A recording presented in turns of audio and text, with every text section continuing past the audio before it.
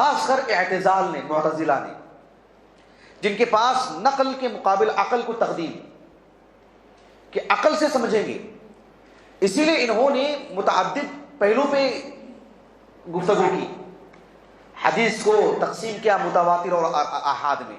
آپ اس فرق کو سمجھتے ہیں؟ کون سمجھتے ہیں؟ ہاتھ اٹھائیے، حدیث متواتر حدیث آحاد، اس کا تعلق کس سے ہے؟ حدیث کی طرق میں جو عدد ہوتی ہے اس سے ہے یا من حیث القبول والرد ہے؟ عدد سے، احسنتم، عدد سے۔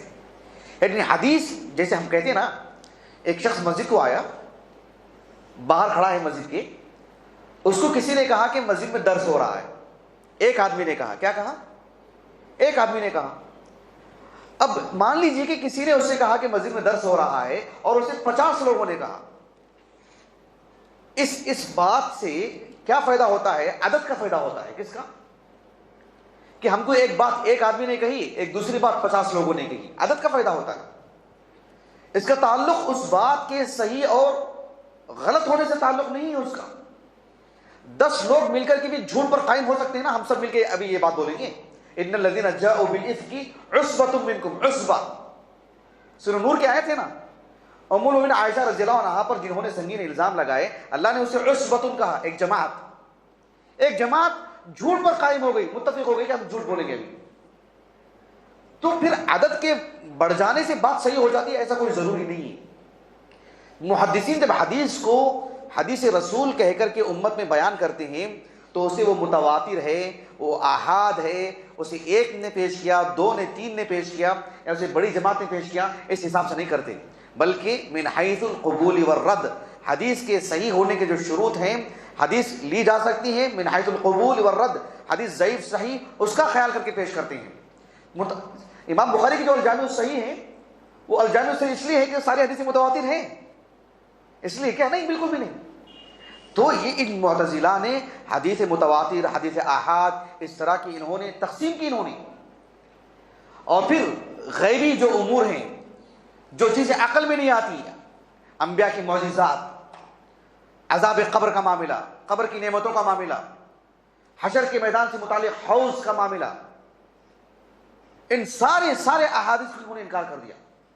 کیوں؟ یہ آحاد کی قبیل سے ہے، متواتر کی قبیل سے نہیں ہے، عقل کو مقدم رکھا انہوں نے، صحابہ کی عدالت کو ساقط کیا انہوں نے۔